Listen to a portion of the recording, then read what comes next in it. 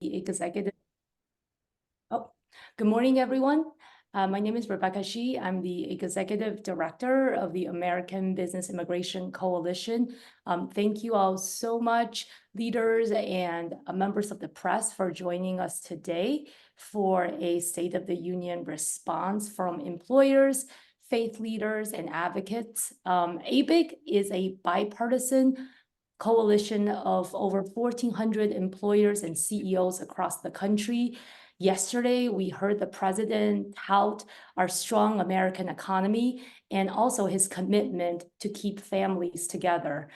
Today, we are urging the president to move closer to this reality. You will hear from employers representing healthcare, hospitality, and agriculture, leaders representing labor, advocates, and families. We are urging the president to extend work permits to long-term immigrants working and paying taxes for decades. Many have U.S. citizen spouses and have made the U.S. their home. Look, the chairman of the Federal Reserve, the economists across the country have all come together, pointing to the fact that immigrant labor has kept this country afloat following the COVID years. Our economy is roaring. It is $7 trillion larger, and the federal revenue's about $1 trillion bigger, largely because of immigrant labor, according to the nonpartisan Congressional Budget Report. Long-term immigrants have on average lived and worked in this country for 16 years. They're picking crops, preparing five-star meals at our favorite restaurants, caring for the elderly at nursing homes, cleaning hotels, paying taxes, all without a legal work permit. The president has provided work permits to 1.4 million new migrants over the last 14 months. We are asking the president to extend the same legal work permits to the long-term immigrants doing the back-breaking work we all benefit from. And Americans agree. Yesterday, the Wall Street Journal showed a new poll: 59% of American voters support border security, and a whopping 74% support a path to citizenship for long-term immigrants. I'm here first I'm very honored to introduce the only Congresswoman from a mixed status family who fights for every family with grit and fire, Representative Delia Ramirez. Thank you, Becca. Good morning, everyone. I think it's morning still in most of the country. It is an honor to be with all of you. As you can tell, I am in the state capitol. I just finished votes for the week, and many of us are heading back home. And I am still thinking about what I heard yesterday and what I didn't hear yesterday. Many of my colleagues invited guests that represent the reproductive justice movement, incredibly important.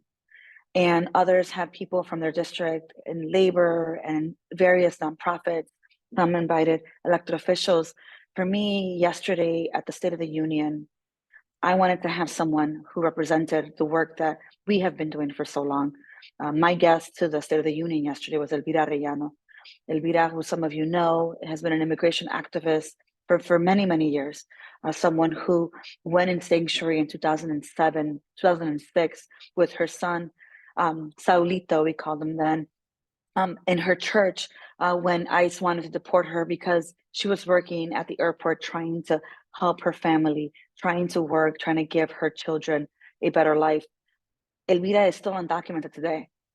It's been almost 20 years since that day. And we are here in this moment, really honestly feeling some disappointment. It feels somber to me because what I was hoping to hear yesterday, as the president gave his State of the Union and talked about work, and he talked about education, and he talked about housing.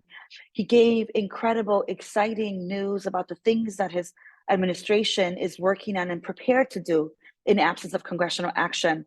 But when it came to immigration, we heard rhetoric that honestly feels so similar to what I hear in other places.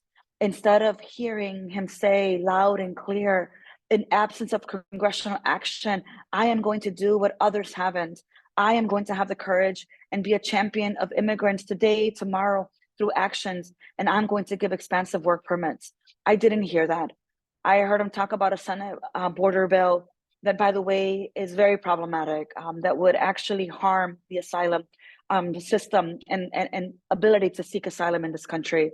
But I didn't hear what we all been expecting to hear. Becca said it. You know, there are more than 9 million jobs. The president yesterday in his speech talked about over 250 million jobs will be created over the next few years. We need workers for those jobs, and we don't have those. And I've said this over and over in this particular moment, especially for those that don't see the humanity in each other, perhaps don't care about this from a place of the morality of immigrants and immigrant rights, that they should then consider the idea of this economy. Every person you talk to, they talk about the cost of living. They talk about the inflation. They talk about the challenges to be able to pay for rent or purchase a home and be able to pay for a car payment, car insurance, and the list goes on. We know what others should understand loud and clear, that immigrants help strengthen our economy, that immigrants fill those jobs that we desperately need to fill, that immigrants are anxious to continue to contribute more revenue into our tax rolls, and that if we give those work permits, if we do that now, we will see the impact in everyone's pocket by November, December, January, whenever that is. So what I want to say to you is, as we're thinking about what we heard and what we did not hear, you have to continue to organize.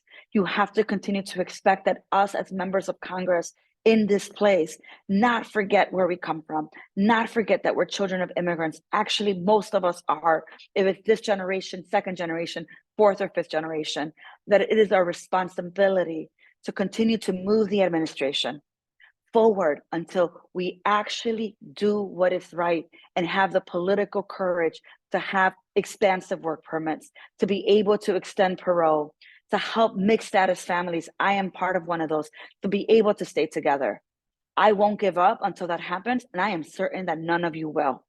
For Elvira, for Maximiliano Guerra, my uncle, and for every single person that has been waiting anxiously while working their butt off every single day in this country, it is damn time we have work permits for all. Thank you. Thank you so much, Congresswoman. Thank you so much for your fight, for your passion. I know you have to run to go to a vote, so we really, really appreciate your time. I'm honored to introduce the next speaker. Al Cardenas is the CEO of Vital Salud. He's also board of directors with Coral Gables Trust and our co-chairman of the American Business Immigration Coalition. Al?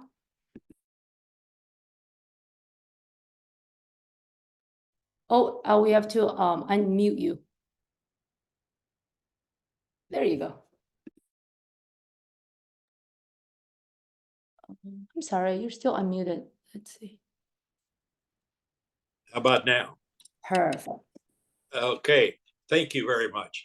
As Rebecca said, our organization, ABIC for short, represents over 1,500 member CEOs whose interest is, as is mine, is to see America progress economically and make sure it's an important part of our global economy, and most of all, to be fair to everybody here working hard.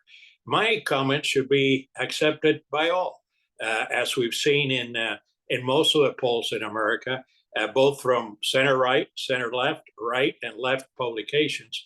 Just about most Americans agree on what we agree on. Number one, we need border security. We came close with a bipartisan bill in the Senate. We urge the House and the Senate to continue working on this and pass a bipartisan bill that would provide additional resources to the Department of Homeland Security to be able to deal with this crisis we have, and to change laws that will permit the president and the executive branch to do well. It's a bipartisan issue. It's already passed one branch of the Congress, and frankly, America needs it, and every American believes we need it. So there's no reason to stop that. Number two, in order to deal with inflation, in order to deal with an aging labor population and a declining labor force, we need to do enough so that those who are here lawfully in America, having committed crimes here, as well as those who are undocumented, can obtain working permits like we used to have. Look, with respect to farm workers, America had previously the opportunity given to farm workers to come to America to deal with the harvest, to deal with stuff involving the cattle ranchers, chicken farmers, and others, so that we can supply Americans with food on their table at reasonable prices. One of the main reasons for inflation is that shortage of labor. If you want to deal with fighting inflation, if you want to help the American family, you need to provide working permits for these farm workers. As far as dreamers are concerned, since we haven't had immigration reform in over 20 years, we're dealing with young adults, many of whom have a college education, many of whom came here at the age of 2 or 3. They don't know any language other than the English language. And frankly, they can't get work. They can't get working permits. That's an incredibly talented, important resource for America. Give them worker permits. There's so many others that apply. And then there's a fairness issue. Did you know that spouses of American citizens, involving many who served in our military, are not documented? We don't allow them to obtain documentation in America. Let's change that and immediately make them illegal in the United States. Let's also make legal the dreamers. Let's make legal the spouses. Let's make legal those who've earned it. And we in America can't continue to live in a gray economy. We need to fight inflation. We need to have an additional workforce. Those of us who represent ABIC, America's business community, need these workforce. We need to fight inflation, and we need to do what's right in America. Don't be standing still. Most Americans, according to all the polls, agree with what I just advocated. Move forward. Don't wait until November. It's a crisis, and you have the wherewithal to solve it. Have the courage, have the sense, do what's right, help America, and thank you. Perfect. And you can catch Chairman Cardenas on also Meet the Press. I'm honored to introduce Allison as our next speaker. As the chairman said, this is about the workforce and fairness. Allison is a board member with American Families United. Allison? Good morning. My name is Allison Batista. I'm a board member of American Families United, and in that capacity, I have worked closely with ABIC on expanding work permits for long-term immigrants because of how impactful that would be for me and American families like mine. President Biden, as a Pennsylvania mom, I need you to act. I am a U.S. citizen from Philadelphia, Pennsylvania, and I'm a former Spanish teacher in the school district of Philadelphia. My husband and I own a construction company here in Philadelphia. He is a Brazilian national who cannot successfully gain a path to legal status despite our 20-year marriage. Initially, I believed our marriage would be an easy fix to the problems he faced, but every legal opinion we've gotten has told us we can either leave the U.S. for a minimum of 10 years and no guarantee of return, or stay here in the shadows and cross our fingers the law is going to change. I am 52 years old, and after 20 years of marriage, I'm still telling my family story to anyone and everyone who will listen, and I will continue to share until someone finally helps us. I am one of 1.1 million U.S. citizens with undocumented spouses, and we are tired and frankly, so angry at this administration. Year after year, we continue to live in trauma and fear of separation, especially if an unfriendly administration takes over again. We see over 1 million recently arrived new migrants gain work permits and family reunification through parole, while our American families waited 20 years working, paying taxes, and creating jobs like my husband and I. We are stuck, left out, and feel disrespected. My husband and I have created a beautiful life with 3 children.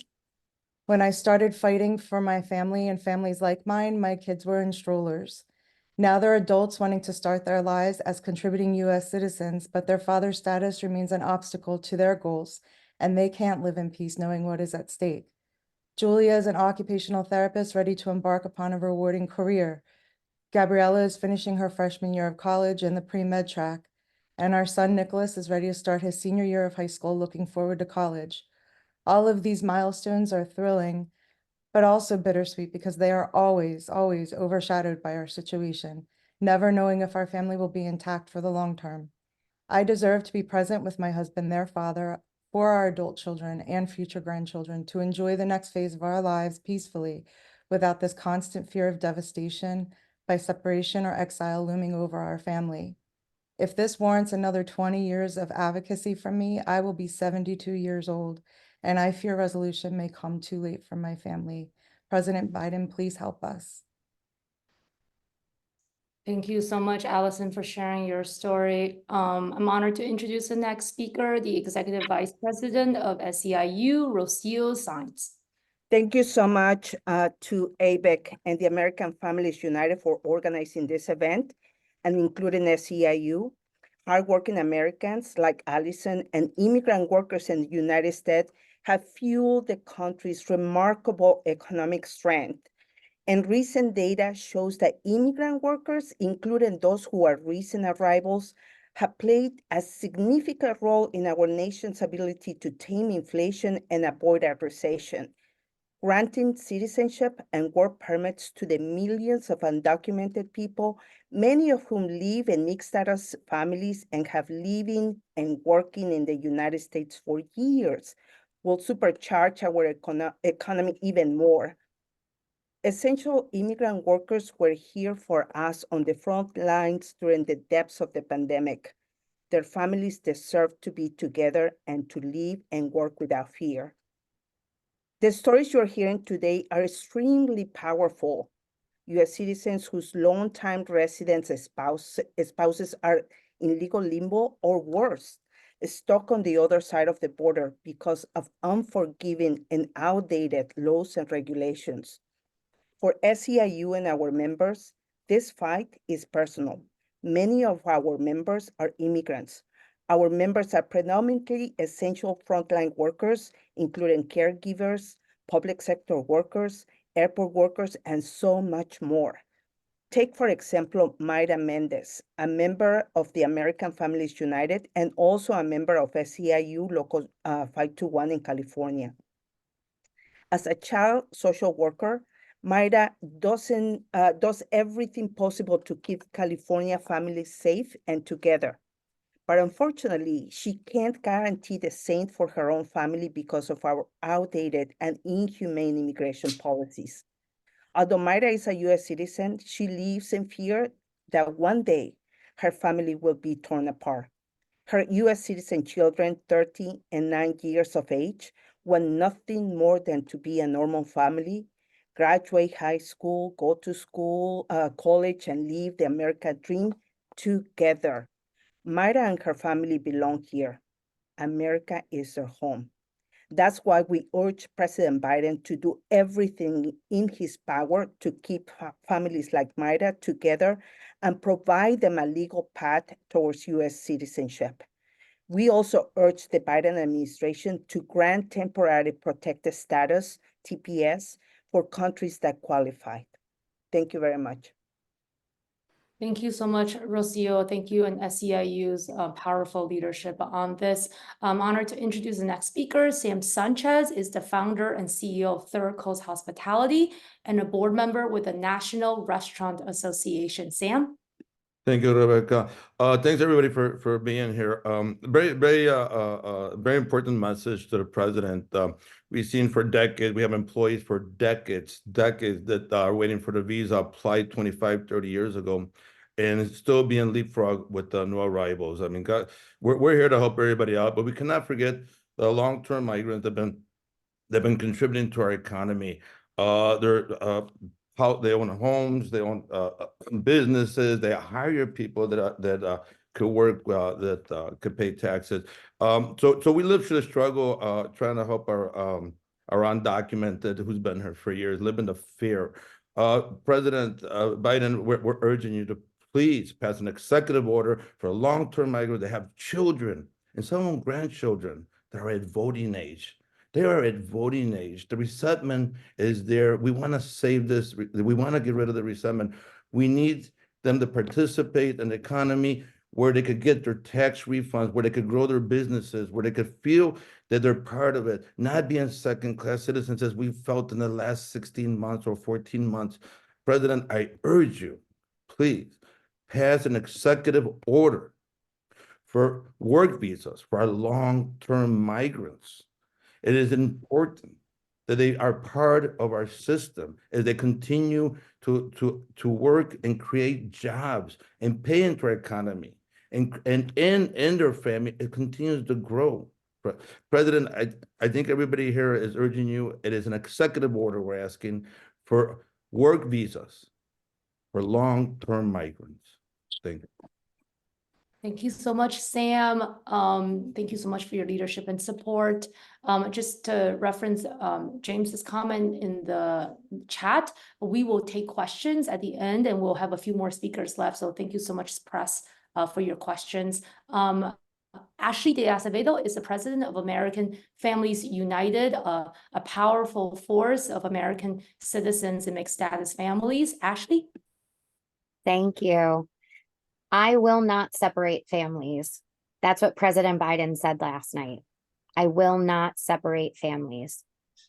Those may be just 5 words to some people, but to me and others at American Families United, they are a promise, a commitment to our families and our futures. Now, President Biden has to act on that promise. He must use his executive authority to extend relief to the undocumented spouses of U.S. citizens.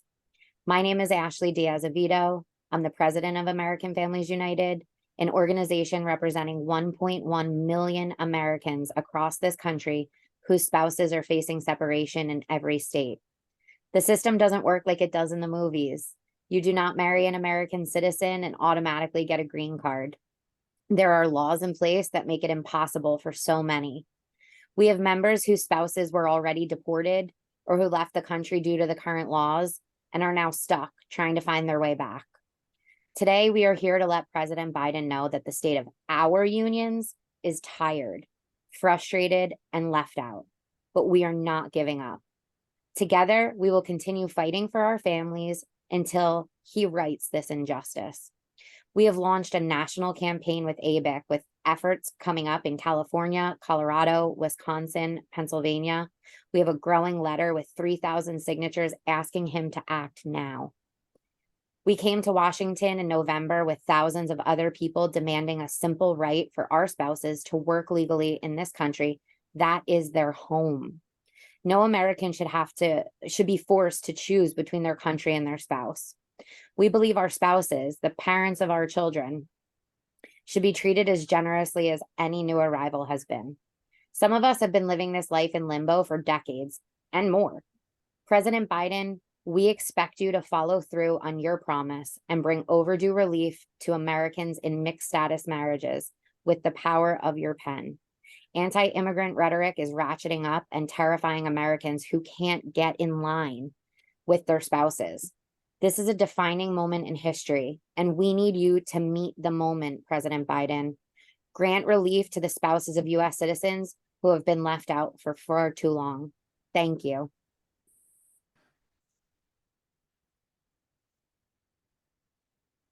Great, thank you so much, Ashley. Next speaker is Katrina, who is a member of American Family United from Wisconsin.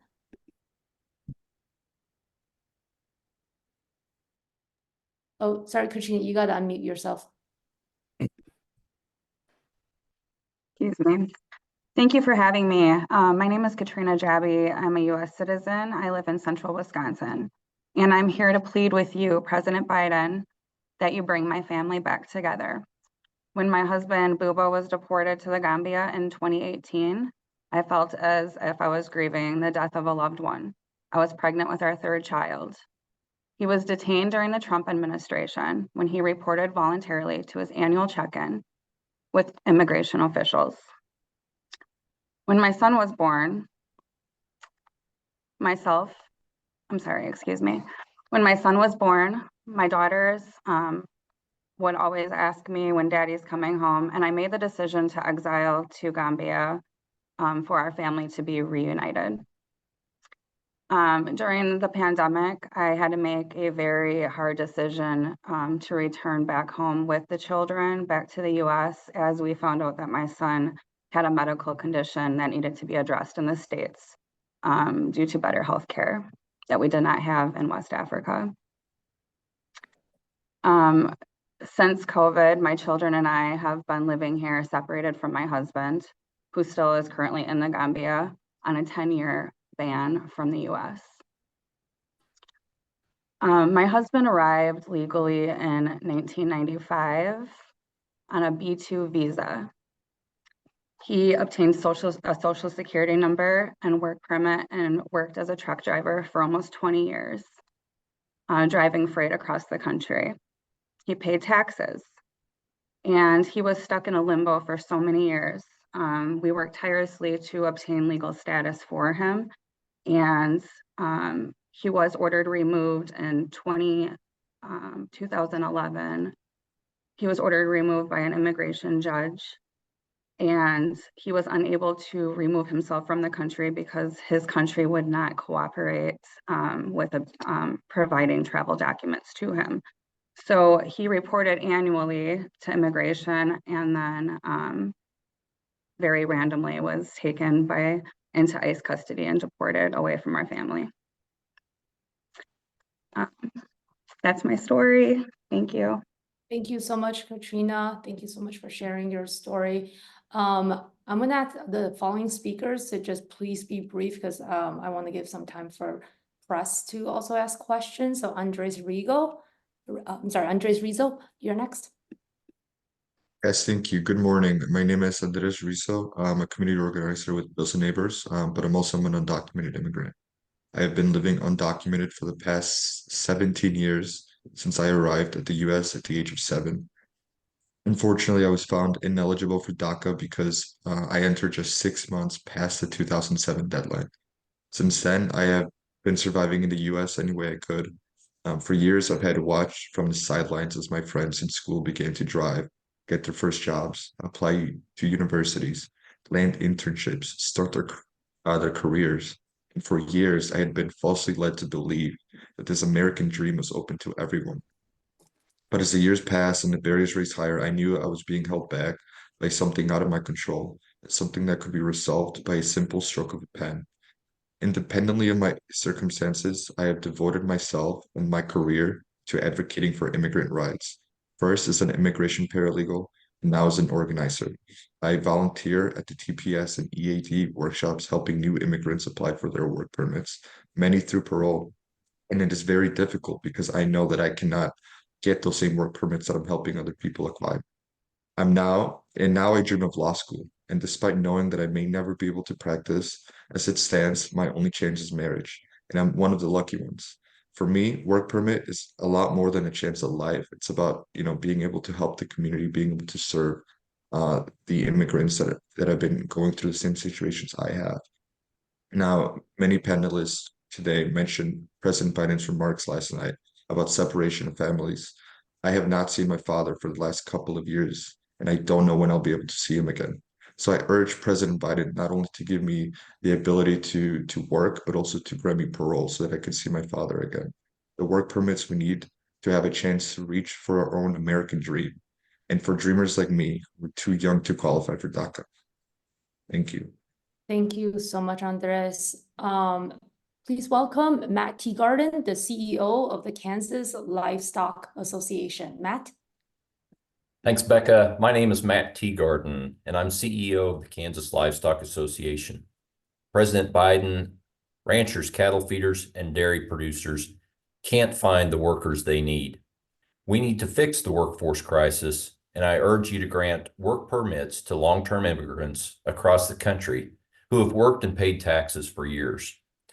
As someone who represents 5,700 livestock producers in Kansas, I can tell you the lack of farm workers is a key driver of sticker shock at the grocery store.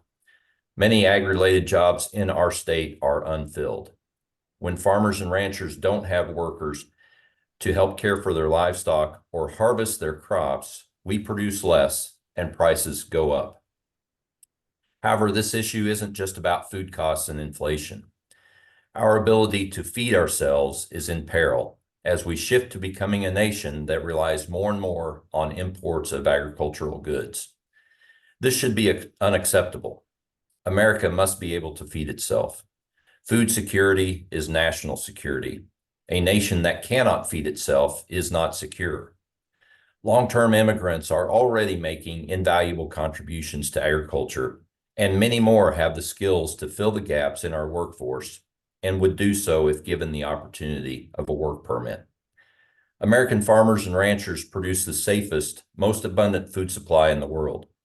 But unless we fix the labor crisis, we will see more crops rotting in the field, livestock operations unable to grow, and more of our food production moving overseas.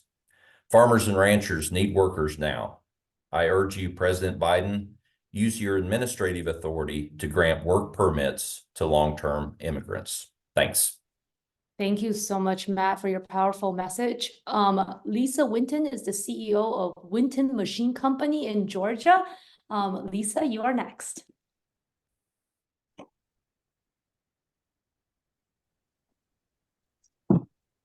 Hi, I'm Lisa Winton. I am CEO of Winton Machine Company.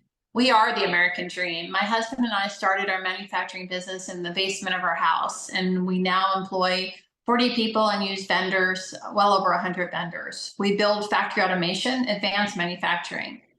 Listening to President Biden last night, it really made me think. He talked about the nearshoring. He talked about the chips factories. He talked about the strength of the American economy. He talked about American manufacturing. As an American manufacturer, I feel strongly that it's really important that we have domestic manufacturing and that we grow that business. But in order to grow that business, we need the workforce. Manufacturing has already been short thousands and thousands of workers for a very long time. Our baby boomers are retiring, and we don't have the workforce to fill those jobs. We need strong immigration reform. We need these extended work visas to fill these jobs. Georgia is a very successful state in manufacturing, and we have many jobs. We're in dire need. For every 100 jobs, we have 54 people to fill them. That's only going to get worse as we try to nearshore and expand our manufacturing efforts. We're grateful for our diverse workforce. My husband, George, and I would never be in the position we're in right now if we did not have that diverse workforce. We have people from all over the world that are first generation and have filled these jobs. I've had open jobs for machinists for months and months now, and I can't find the workforce here. I'm involved in the workforce boards. I'm involved in our technical colleges. I'm involved in making sure that we have apprenticeships and internships in this country, but we need the people. We need them to be in these programs. We need for the students to be able to get educated and fill these jobs. So I urge President Biden, I encourage him to expand the workforce authorization for long-term immigrants, help myself, an American manufacturer, and all the other manufacturers across this country. Help us fill our jobs and help us keep manufacturing here in the United States. Thank you. Thank you so much. Thank you so much, Lisa, for your powerful message. Next, please welcome Sergio Suarez, the president of NAIMA and an entrepreneur.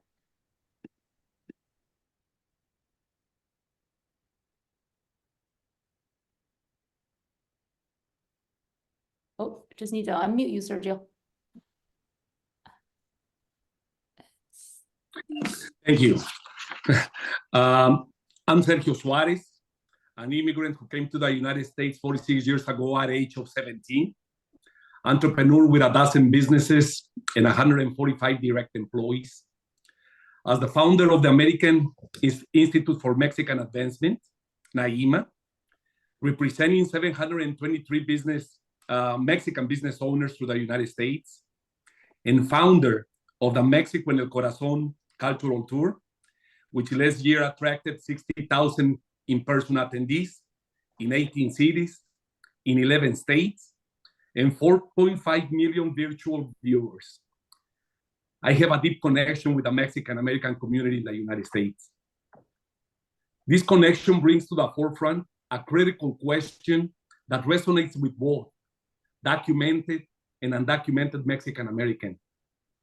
The undocumented, who have been contributing to this nation for decades, they say, what about us? When is it our turn? And the Mexican-Americans and the American Mexicans say, what about ours? What about our people, our neighbors, our friends, our co-workers, our family, our churchgoers? they're not anonymous. The administration's recent decision to grant parole and work permits for new arrivals failed to acknowledge the contributions of the long-term undocumented immigrants, many of whom are married to U.S. citizens, have American citizen children, or have grown up here as dreamers. And we all know the great economic contributions in taxes and job creation that this achieves. President Biden should afford the same dignity of work permits for these long-standing members of society as have been granted to new immigrants. To amplify our message, we have built alliances with national organizations. Our collective voices is united in calling for the implementation of work permits for long-term immigrants. It is time to decriminalize work in the United States of America and recognize the invaluable contributions of these dedicated individuals to our nation. We are not asking for a handout. President Biden, let our people get to work, decriminalize work in the United States. Thank you. Thank you so much, Sergio. So I'm going to just bring the other panelists up. We have questions. Two reporters are asking what are efforts that are ongoing to continue to ask the president to provide work permits for the long term. So I'm going to bring first our chairman, Al Cardenas, and then Andres. I know the Dreamers and Ashley are also with the spouses planning further calls, but I'll get over to our chairman first, Al Cardenas. What are various efforts that we can participate in to keep the call moving to ask the president for work permits for the long term? Al? Oh, sorry, ask to unmute. Unmute, go ahead. We haven't passed immigration reform in America in over 40 years. It's unconscionable and irresponsible. President's been in office 3 years. We have progress. We've made progress in the Senate. We're waiting for the House, but I can assure you that ABIC has visited personally with most members of Congress. We've been to the White House. We've visited with senators from the Republican Party and Democrat Party. Look, we have not insisted on executive action in the past, hoping that would maybe that allowing the Congress to do its own thing. It hasn't done it in 40 years. So now we see ourselves in a situation where the Speaker has pledged not to bring the matter up for a vote in the floor, which in our opinion is not in keeping with the democratic traditions of our country. And so we have no choice to knock on the door of the White House again and say, Mr. President, I know you've waited 3 years. You thought perhaps that you're taking executive action would impair the ability of Congress politically to pass immigration. That has not happened. Your term is almost over. We urge you to take every possible executive decision you legally can in order to provide working permits to all the people we've talked about and give legal status to the folks we've mentioned. We hope that this conversation today has been productive. We hope that folks in the White House understand the needs that are out there. And we hope, Mr. President, that you use your pen to right many of these wrongs. Everyone in America, just about both sides of the aisle, consider immigration the #1 issue in the country. And the reason for that is because Congress hasn't acted in 40 years and everyone's frustrated. You have, Mr. President, the ability to alleviate a lot of these concerns. We thank you for your interest and we urge you to take the executive action that's necessary to correct a lot of these wrongs. Thank you. Perfect. Thank you, Chairman. Sorry, there's one, I'll circle back to Ashley. Andres. There's a reporter who has to jump, but has a question for Matt and Lisa. Matt, you spoke to how food security is national security. Can you speak a little bit more on how extending work permits for long-term workers in agriculture can secure our food future? So I think the key piece there is if we're unable to increase our food production, and that's across the board. Our members are livestock producers, but this is really a food issue across the board. If folks are unable to harvest crops, care for livestock, whatever it is in the ag space, and aren't able to increase production as the population in the U.S. grows, the population around the world grows. It will be very easy to move that food production offshore, and so I think that's been one of the strengths of America, of the United States, is our vast resources and ability to feed ourselves and many people around the world. If that shifts, that creates security issues that we haven't previously had to deal with. And one way to address that in a positive way is to expand the workforce, expand the legal workforce, and recognize those folks that have contributed positively to this country, to food production in particular, for many, many years. Got it. That's great. Thank you, Matt. Sorry, back to Andres and Ashley, to the question about what other activities or actions that are upcoming to continue the call for work permits for the long term. Andres? Yeah, and the reality of this situation is that us immigrants have already been working and are already working. So this is not just about the ability to work, but it's about humanity and dignity, right? I have been offered jobs at double my salary and then later denied because I don't have that ability to work. Now, there are other ways for immigrants to work, right? Through LLCs, through contracting.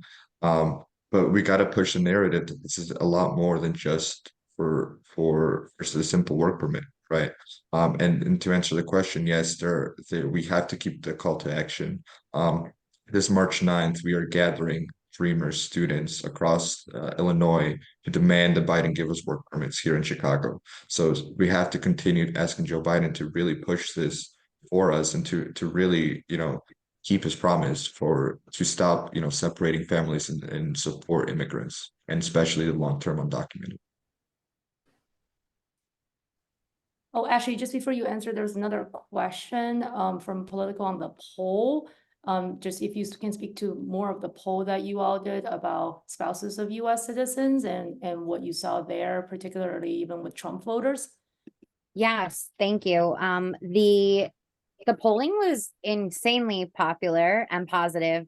The results showed that this is a policy most Americans believe is already the law. They think that when you marry a U.S. citizen, you have the ability to live and work in this country legally. We saw that groups of voters were actually more excited to turn out and vote for a candidate who would enact these policies and protect these people. And also, it ranged in voters who were not likely tied to one candidate or the other. It was just across the board support. And to get back to the other question, if I can, on actions that are taking place, I want to echo what Al said. We've tried the legislative angle. We've been in Congress for 20 years trying to get legislative reforms for the spouses of U.S. citizens. We have not been successful yet. But I want to highlight a few things. We started a national campaign. We have events coming up on March 15th in California. Colorado is the following week, Wisconsin right after that, Pennsylvania is the beginning of April. We are highlighting, especially in swing districts that are so critical to whoever is going to win the next election, that we care, we're tracking this issue, and we vote. And that is just a really important message that folks need to hear. Thank you, Ashley. Mary Ellen, speaking to if Trump is elected and implements the deportation efforts he has threatened, what will be some of the outcomes, particularly on the labor force and family separation? I'm going to first throw it to the employers because I think this has happened, before, and I'm just curious in terms of your response. Lisa, Matt, or others, if a deportation policy and Al and others, Sam, Sergio, is executed, what would that impact be on your industry and labor force? Will that be me? Go ahead, Sam. Yep. So definitely, I mean, we saw this. So we know that pre-pandemic there was over 12 million undocumented working in our industry. I mean, through our industry and the United States, paying into the system. Then Post-pandemic, it was struggle to get everybody back to work. One is the benefits of the unemployment. Undocumented came back running to work, like running into a house of fire, but taking every chance as possible to save our industry and save many industries in the United States. Without them, we will be so short. If the deportation starts and we lose work, business will close and tax revenue will reduce. We create taxable revenue, Rebecca, taxable revenue to provide the social service that we need in our disenfranchised community. So we're urging again, I mean, they've been working. We need work visas for a long-term document. It will hurt us any deportation that would take people that've been here for a long time, separate families, people who've been paying taxes without the benefits, who own homes without the benefit, who could open a company through an LLC and get an FAIR number and hire those who have working documents. How is it that we cannot give them the work visas? President Biden, again, we're asking to be fair with the long-term migrants as he's done with the new arrivals by providing work visas with an executive order. Yeah, I wanted to address the American people who don't somehow connect the dots of what we're talking about. In 10 years or so, Social Security, Medicare, Medicaid, they'll go bankrupt. Why? Because we have a declining labor force and an increasing retirement community and a community in need. We're talking now in Congress about limiting or cutting the benefits that most Americans rely on. Why? Because we don't have enough people that are supporting the system. My encouragement is to the Congress, who is going to be dealing sooner or later with this real crisis, to add people to our tax rolls that are able to sustain these systems without the draconic cuts that are coming if we don't find that solution. The solution is in more contributors, not in lesser benefits. And I also want to remind all Americans that the increased cost in housing is directly related to a shortage of workers. Most young people in America can't afford homes anymore because of a draconian increase in costs. A lot of that has to do with labor, just as we talked about the farmers and others. The food at your table that you complain about the cost when you go to a grocery store has to do with your member of Congress maybe not willing to pass legislation that will relieve you of that pain. And so most of our comments, frankly, are directed to the American people who are not connecting the dots between their crisis at home and the inability or unwillingness of members of Congress to have passed legislation to relieve these problems. We urge the president to do all he can within the executive power, but frankly, all that can be done has to be in the hands of Congress. And so, Mr. President, do what we can, and Congress understand it. And we hope that the American people who have now said that immigration is number one priority in America to understand that their member of Congress is responsible in part, if that's the case, for not coming up with a solution that will alleviate how you live your life and how you take care of your family. Thank you. Thank you, Al. And then just to Julia, Julia's Preston's been covering this as long as many of us have been fighting for this. And I think the economic case that Al just laid out is a condition that is more urgent and different now than it has been in the past. And then I would say the other condition that makes this more viable is like, look, the president was a vice president when Obama did DACA, and it helped him tremendously to get reelected. And so that's a political reality now. And, there are 10.6 million US citizens who live in the same household as an undocumented immigrant. And, to Ashley's point, 1.1 million US citizens are married to a spouse, and many are in swing states. And then lastly, Julia, to your question, the strategic thinking, I think this is actually inspired, the work permits for the long term is inspired by what the president has been able to do for the new migrants, that, we didn't think was possible, but, he's granted 1.4 million work permits to the new migrants. And so at least extend the same benefit for those who've been working and sweating and paying taxes here for decades, as you've heard. Oh, I'm so sorry, Lisa, go ahead. I just saw your hand. I think it's really important that we talk about GDP as well. So I think everyone's covered a lot of the examples of what it would look like in the United States. We can look back at construction specifically, in addition to restaurants and construction and landscaping. Those were industries that were hit really, really hard when we had, the changes in immigration and deportation. But I think GDP is something that really needs to be talked about, because in the manufacturing world, we want to increase not only our nearshoring, but we want to increase our exports. In order to be a strong exporter in the United States, we need to have the workforce be able to manufacture the goods in order to export. So we talked about food, and food is one of our biggest exports. So when we talk about the cattle industry, we talk about poultry, we have to remember the other side of that, the manufacturing side of that. Those chicken nuggets you love so much that are made in factories. We need the people who are processing the chicken in the chicken plants. And so those manufacturing jobs are critical, and those are jobs that are really, really hard to fill with American-born citizens. It's just a reality. And so there's people who've been working in those factories for a really long time. They work so hard. They work night shifts, and they're helping produce those goods that are helping increase our exports. And so if we're going to talk like we did last night at the State of the Union about exporting, we need to stand behind it, and President Biden needs to stand behind it and give us the workers to do the job. Great. Thank you so much, Lisa. I don't see any more questions. I know if folks want to send in more questions for our speakers, please feel free to. I know some of you are local press to our speakers from Georgia, Florida, Wisconsin, and elsewhere. So we welcome your questions.